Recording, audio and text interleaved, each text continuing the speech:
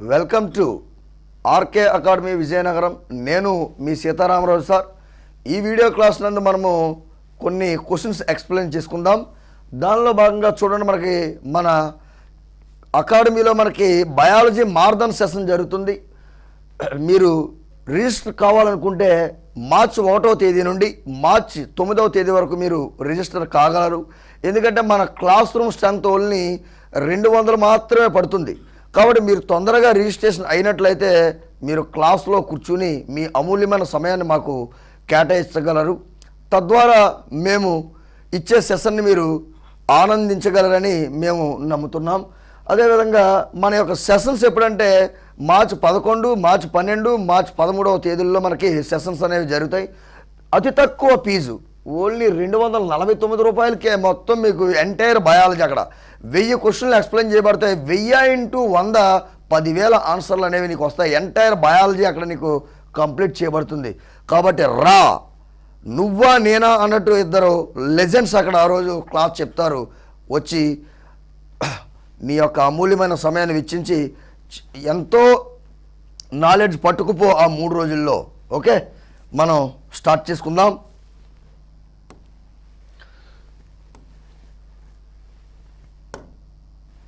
చూడండి, what is called the kitchen house of the cell or kitchen of the cell? Kitchen of the cell, kitchen of the cell or kitchen house of the cell అని దేన్ని పిలుస్తారు? ఇది direct question. అంటే మనకి ఈ కణానికి సంబంధించి ఈ కణంలో ఏమేమి ఉంటాయి, ఈ సెల్లో సెల్ ఆర్గనల్స్ ఉంటాయి. ఆ సెల్ ఆర్గనల్స్కి కొన్ని నిక్ నేమ్స్ ఉంటాయి. ఆ నిక్ నేమ్స్ ఇక్కడ ఇచ్చాడు. చూడండి, ఇక్కడ మైటోకాండ్రియాను సాధారణంగా ఏమని పిలుస్తారంటే మైటోకాండ్రియాని powerhouse of the cell అంటాం. మైటోకాండ్రియా ఇక్కడే ఉంది కాబట్టి మైటోకాండ్రియాని powerhouse of the cell అంటాం. Powerhouse of the cell అని మనం పిలుస్తాం. అదేవిధంగా క్లోరోఫిల్ లేదా క్లోరోప్లాస్ట్లు లేదా ప్లాస్టిడ్లు అంటాం వీటిని. ఈ యొక్క క్లోరోఫిల్ అనేది అసలు ఎక్కడ ఉంటుందంటే క్లోరోప్లాస్టుల్లో ఉంటుంది. క్లోరోప్లాస్ట్స్, ఈ క్లోరోప్లాస్ట్ లేదా ప్లాస్టిడ్స్ అంటారు వీటినే ప్లాస్టిడ్స్. ఈ ప్లాస్టిడ్లు లేదా క్లోరోప్లాస్టుల్లో ఉండేది క్లోరోఫిల్. దీన్నే ఏమని పిలుస్తారంటే kitchen of the cell or kitchen house of the cell అంటారు. Kitchen of the cell or kitchen house of the cell అంటారు. అదేవిధంగా ఇక్కడ ఇది రివర్స్ అయింది తెలుగులో. చూడండి, కేంద్రకాన్ని ఏమంటారంటే బ్రెయిన్ ఆఫ్ ద సెల్ అంటారు. Brain of the cell.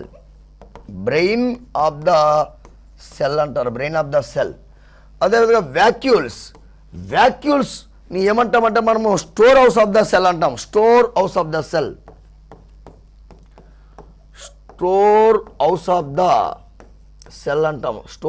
The cell.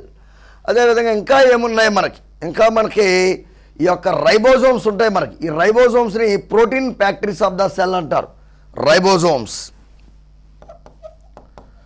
రైబోజోమ్స్ని proteins factory of the cell. Protein factories of the cell అని పిలుస్తాం. వీటిని రైబోజోమ్స్. అంటే రైబోజోమ్లో మనకి ప్రోటీన్స్ తయారవుతాయి కాబట్టి proteins factory of the cell అనగా మనం తెలియజేస్తాం. అదేవిధంగా లైసోజోమ్స్ మీ అందరికీ తెలిసిందే, చిన్నప్పటి నుంచి చదువుతారు లైసోజోమ్స్ని. Suicidal bags of the cell. Suicidal bags of the cell అంటాం. Suicidal bags of the cell. లేదా వీటిని ఏమంటామంటే సాధారణంగా మనము గార్బేజ్ డిస్పోజల్ యూనిట్స్ అంటారు. వీటినే గార్బేజ్ డిస్పోజల్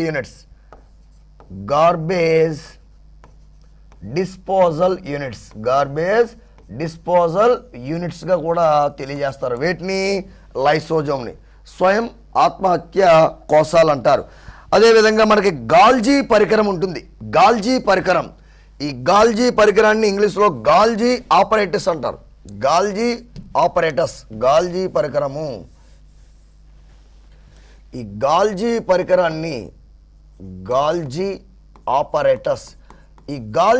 ఆపరేటస్ని సాధారణంగా ఏమని పిలుస్తారంటే గాల్జీ ఆపరేటర్స్ని shipping centre of the cell అంటారు. Shipping centre of the cell, shipping centre of the cell అని పిలుస్తారు. దేన్ని? గాల్జీ ఆపరేటర్స్ని. ఇంకా మనకి ఏమున్నాయంటే మనకి సెల్ మెంబ్రెయిన్ ఉంది. సెల్ మెంబ్రెయిన్, ఈ సెల్ మెంబ్రెయిన్ ఏమంటారంటే gatekeeper of the cell అంటారు. సెల్ మెంబ్రెయిన్,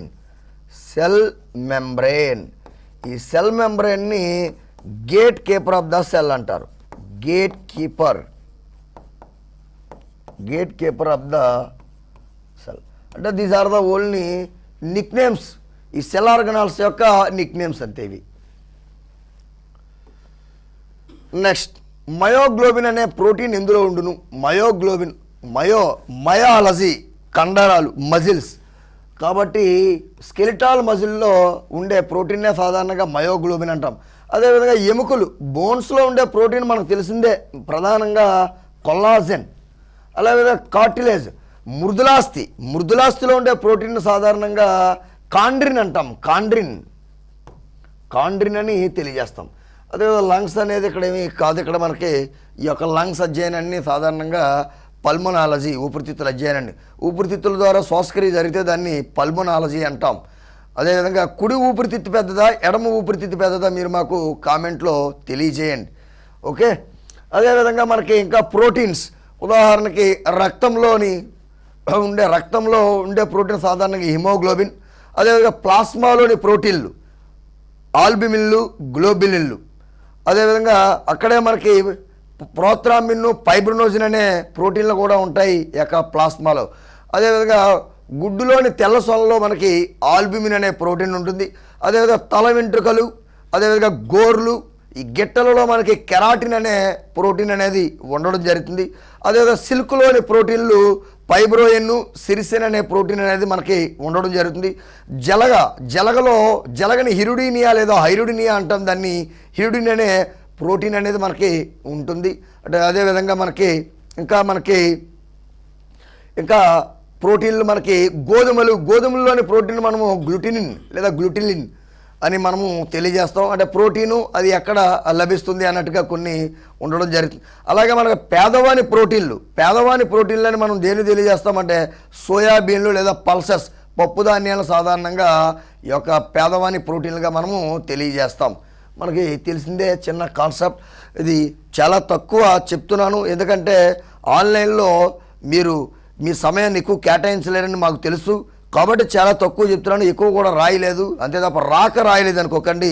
బోల్డ్ చెప్పగలము, ఆ రోజు నీ సెషను ఎలా ఉంటుందో నీ యొక్క సమయం మాకు వెచ్చించి చూడు, సెషన్ ఎలా ఉన్నదో నువ్వు తర్వాత మాకు డైరెక్ట్గా చెప్ది. కానీ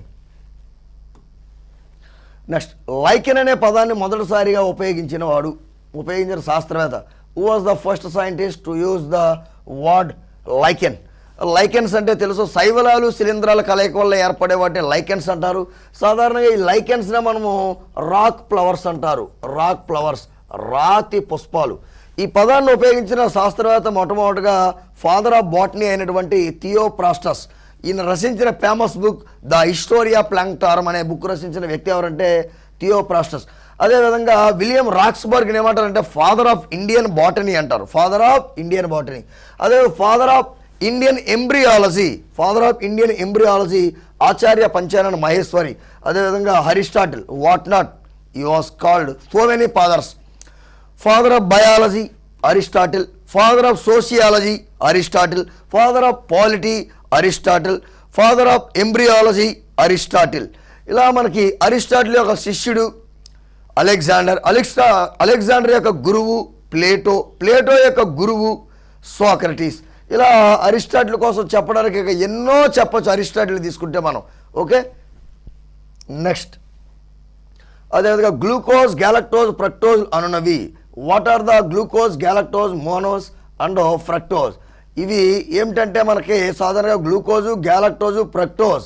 అదేవిధంగా ఇక్కడ మ్యానోస్ కూడా రాసుకో. మ్యానోస్ ఇంగ్లీష్ మీడియంలో పడ్డది చూడండి. Glucose, galactose, mannose and fructose. Mannose తెలుగులో ఇవ్వడం జరగలేదు. వీటిని మోనోసాకరైడ్స్ అంటారు. వీటిని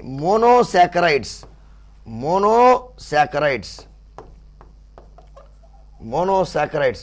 ఈ మోనోసాకరైడ్స్ అంటే ఈ మోనోసాకరైడ్స్ని సింపుల్ షుగర్స్ అంటారు.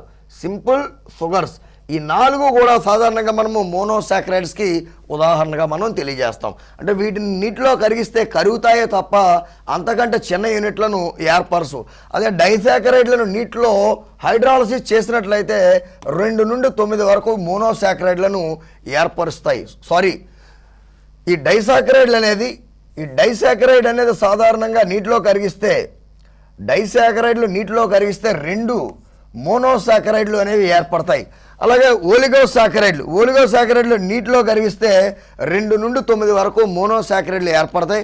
అదేవిధంగా పాలీసాకరైడ్లు అనంత సంఖ్యలో మోనోసాకరైడ్లను ఏర్పరచగల వాటిని ఈ యొక్క పాలీసాకరైడ్లు అంటారు. ఈ పాలీసాకరైడ్లు మళ్ళీ 2 రకాలు, హోమోపాలీసాకరైడ్లు, హెటెరోపాలీసాకరైడ్లు అని తెలియజేస్తాం. ఈ యొక్క ఏదేమైనప్పటికీ పాలీసాకరైడ్ల యొక్క జనరల్ ఫార్ములా ఏమిటంటే మనకి పాలీసాకరైడ్ల యొక్క జనరల్ ఫార్ములా C6H10O5 అని పాలీసాకరైడ్లు అంటాం. అలాగే డైసాకరైడ్లు కానీ ఓలిగోసాకరైడ్లు కానీ మోనోసాకరైడ్ల యొక్క జనరల్ ఫార్ములా CxH2O ఇది యొక్క కార్బోహైడ్రేట్ల క్లాసిఫికేషన్లో వాటి యొక్క జనరల్ ఫార్ములాలు అనమాట. ఓకే, ఇది మనకి ఈరోజు సెషన్. ఈ క్లాస్ నచ్చినట్లయితే లైక్ చేయండి, షేర్ చేయండి, సబ్స్క్రైబ్ చేసుకోండి. అదేవిధంగా మీ యొక్క ఫ్రెండ్స్ ఎవరైనా ఉంటే మన ఇన్స్టిట్యూట్కి ఆహ్వానం పలకండి. మీరు ఖచ్చితంగా 3 months మన దగ్గర ఉండండి. మీకు అమూల్యమైన నాలెడ్జ్ ఇచ్చే బాధ్యత జిఎస్ పరంగా నేను తీసుకునే వాళ్ళలో నేను మీ సీతారామరాజు సార్. Thank you.